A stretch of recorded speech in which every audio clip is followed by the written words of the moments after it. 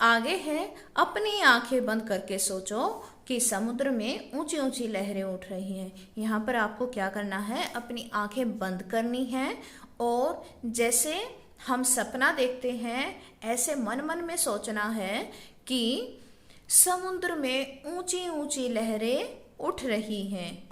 तुम्हारे विचार में लहरें कितनी ऊपर उठ सकती हैं और आपको बताना है कि जो आप आंख बंद करके सोच रहे हो समुद्र की ऊंची ऊंची लहरें कितना ऊपर उठ सकती हैं।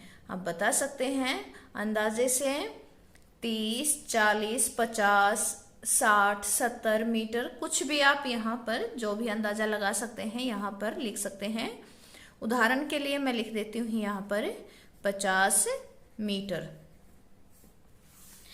अब है, कल्पना करो कि मछुआरे अपनी नावों में बैठे हैं और लहरों के साथ उनकी नाव ऊपर नीचे हो रही है। अब कल्पना करनी है, आपको सोचना है ऐसे ही सपने की तरह कि मछुआरे अपनी नाव में बैठे हैं और लहरों के साथ उनकी नाव ऐसे ऊपर नीचे हो रही है। मछुआरे अंधेरे में ही अपनी यात्रा शुरू कर देते हैं। कुछ मछुआरे अपनी लकड़ी के फट्टों से बनी साधारण सी दिखने वाली नाव में जाते हैं। अगर समुद्र उफान पर हो और तेज हवा के साथ साथ ऊंची लहरें भी उठ रही हों तब इन मछुआरों को बहुत मुश्किल का सामना करना पड़ता है। जब समुद्र उफान पर हो और तेज हवा के साथ साथ ऊंची लहरें भी उठ रही हों तब इन मछुआरों को बहुत मुश्किल का सामना करना पड़ता है। लकड़ी के फट्टों से बनी नाव बहुत दूर तक नहीं जा पाती। यदि हवा साथ दे तो ऐसी नाव लगभग 1 घंटे में 4 किलोमीटर तक चली जाती है। यहाँ पर देखिए, यदि हवा साथ दे तो ऐसी नाव लगभग 1 घंटे में 4 किलोमीटर जाती है। तो 10 किलोमीटर तक जाने में इन्हें कितना समय लगेगा? तो यहाँ पर हम क्या करेंगे, इस तरह के सवाल हल करने के लिए हम क्या लिखेंगे, हमें दिया गया है 1 घंटे में 4 किलोमीटर, यानी कि 4 किलोमीटर जाती है कितने समय में? 1 घंटे में। तो 10 किलोमीटर जाने में इन्हें कितना समय लगेगा? इसके लिए पहले हमारे पास 4 किलोमीटर है और फिर 10 किलोमीटर है। अब 4 किलोमीटर लिखकर हम पहले 1 किलोमीटर का पता लगाते हैं। 1 किलोमीटर जाती है कितने समय में? इसका 1/4 हो जाएगा, ये वाला इधर आ जाएगा 4, और फिर हम 10 किलोमीटर का निकालेंगे। 10 किलोमीटर जाती है कितना? 1/4 गुना 10। तो इस तरह से हम सवाल को हल करेंगे। अब इसको हम कैसे काटेंगे? सभी ये दोनों संख्याएं एक ही पहाड़े से कटनी चाहिए। कैसे? 2 दूनी 4 और 2 पंजे 10। इस तरह से देखिए, दोनों संख्याएं 2 के पहाड़े में आती थी, 2 दूनी 4 और 2 पंजे 10। तो इस तरह से हमारा यहाँ से 5 एकम 5 और बटा 2, यहाँ से आया है 5/2 घंटे। अब 5/2 घंटे आया है तो इसका मतलब होता है 5/2 का क्या मतलब होता है? 2.5 घंटे। यानी कि 5 को हम जब 2 से भाग करेंगे तो हमारा उत्तर आएगा 2 सही 1/2 घंटे। 2.5 घंटे आ गए हैं तो 2.5 घंटे को हम क्या लिख सकते हैं? 2 घंटे, और ये आधा है तो इसको हम क्या लिखेंगे? 2 घंटे 30 मिनट। इसको हम सोल्व करके भी लिख सकते हैं, 2 घंटे 30 मिनट। अंदाजा लगाओ तुम तेज चलकर 1 घंटे में कितनी दूर जा सकते हो। तो ये सभी के लिए अलग अलग हो सकता है। जैसे कोई 1 घंटे में 1 किलोमीटर ही चल सकता है, 1 घंटे में कोई 2 किलोमीटर चल सकता है, कोई 3 किलोमीटर चल सकता है। तेज चलकर चलना है तो यहाँ पर अपने हिसाब से आप 1 घंटे में कितनी दूर जा सकते हो अपने हिसाब से लिखेंगे। मछुआरे हवा को महसूस कर सकते हैं और सूरज को देखकर अपना रास्ता खोज सकते हैं। हम में से बहुत से तो समुद्र में रास्ता ही भूल जाएंगे। यहाँ पर केवल पानी ही पानी दिखाई देता है और कुछ नहीं। यहाँ पर बताया गया है कि अगर हम समुद्र में चले जाएं तो हम तो रास्ता भटक सकते हैं, लेकिन मछुआरे क्या करते हैं, वो सूरज को देखकर और हवा को महसूस करके अपना रास्ता खोज सकते हैं, ढूंढ सकते हैं। अब है पता करो। सूरज की ओर देखो और पता करो कि वह किस दिशा में उगता है। तुम जहां कहीं भी हो देखो कि तुम्हारे पूर्व में कौन कौन सी मजेदार चीजें हैं। पहले तो हमें बताना है कि सूरज किस दिशा में उगता है। तो किस दिशा में उगता है सूरज? हमेशा पूर्व दिशा में उगता है। तो यहाँ पर हम लिखेंगे पूर्व दिशा में। अगला प्रश्न है, तुम जहां कहीं भी हो देखो कि तुम्हारे पूर्व में कौन कौन सी मजेदार चीजें हैं। यहाँ पर आप बता सकते हैं, जैसा कि अभी हमने ऊपर बताया है कि पूर्व में हमारे सूरज है। हमारे पूर्व में क्या है? सूरज है। और भी कई सारी चीजें हो सकती हैं, जैसे मेरे पूर्व में मेरे घर का मेन गेट है। आप यहाँ पर बताइए कि आपके पूर्व में जहां कहीं भी आप हो वहां पर आपके पूर्व में क्या है। अपने पश्चिम की ओर दिखने वाली 2 चीजों के नाम लिखो।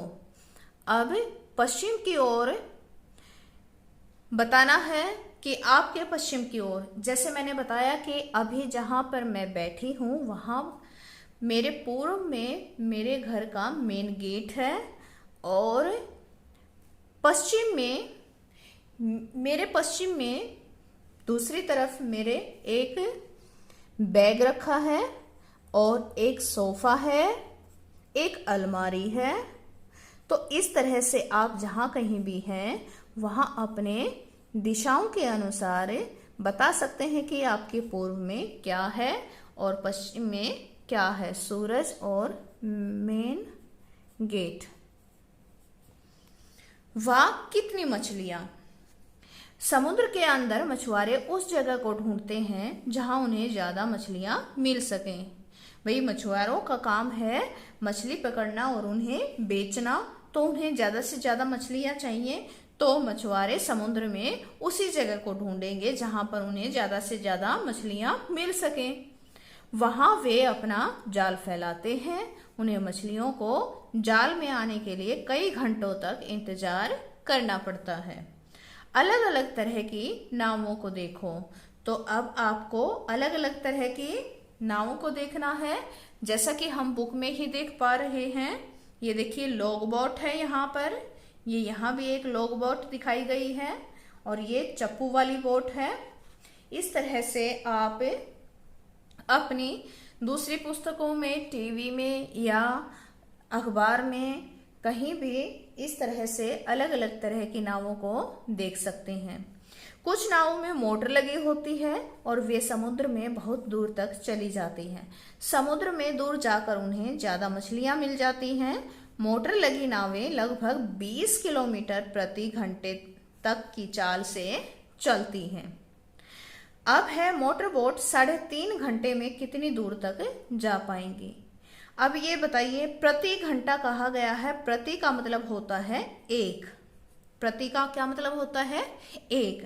तो यहाँ पर बताया गया है कि 1 घंटे में वो 20 किलोमीटर जा सकती हैं, तो 3.5 घंटे में कितनी दूर तक जा पाएंगी। तो यहाँ पर हम क्या लिखेंगे? फिर से कॉपी पेंसिल लेती हूँ और यहाँ पर अगला प्रश्न है, 1 घंटे में जाती है 20 किलोमीटर। ये प्रश्न नंबर 1 था हमारा और इसमें मैं 2 डाल देती हूँ। 1 घंटे में नाव 1 घंटे में जाती है 20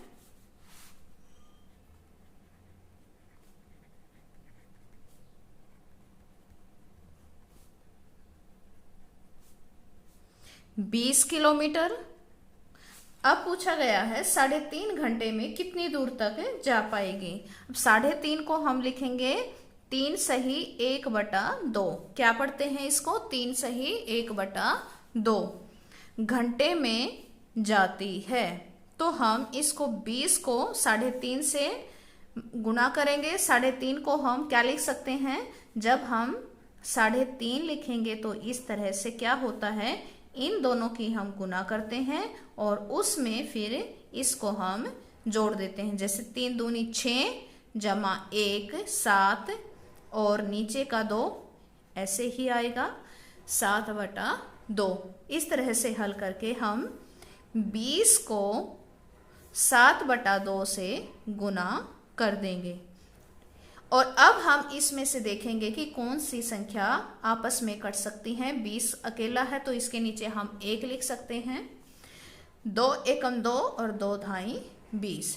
इस तरह से लिखकर हम इनको आपस में ऊपर वाली संख्याओं को गुना करेंगे।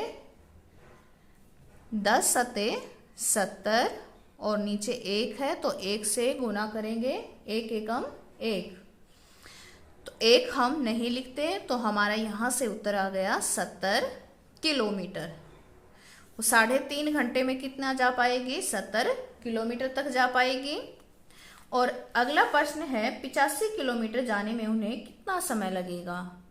अब हमसे 85 किलोमीटर जाने में पूछा है कि वो कितना समय लेगी। इसके लिए फिर से लिखेंगे कि 1 घंटे में 20 किलोमीटर जाती है तो यहां पर लिखेंगे 20 किलोमीटर जाती है कितने समय में? 1 घंटे में। तो 1 किलोमीटर जाएगी 1/20 और 85 किलोमीटर, 85 पूछा है तो 85 किलोमीटर जाती है 1/20 गुना 85। इस तरह से लिख के अब 85 के नीचे बेशक से 1 लिख सकते हैं और इसके बाद फिर हम इसको कैंसिल करेंगे। कैसे करेंगे? 5 के पहाड़े में देखते हैं। 5 चौक 20, 5 एकम 5, 3 बचा तो यहाँ गया 5 सते 35। तो यहाँ से हमारा उत्तर आया है 17/4 और 17/4 आया है तो 17 को 4 से भाग करेंगे तो यहाँ से हमारा उत्तर आएगा 4 सही 1/4 यानी कि 4.25 घंटे। वो 85 किलोमीटर 4.25 घंटे में जाएगी। 4 घंटे 1/4 यानी कि 15 मिनट। 4 घंटे 15 मिनट में वो 85 किलोमीटर जाएगी। तो आज के लिए हमने ये सवाल करे हैं, आप इन्हें अच्छे से समझें और अपनी कॉपी में हल करें। आज के लिए इतना ही। धन्यवाद।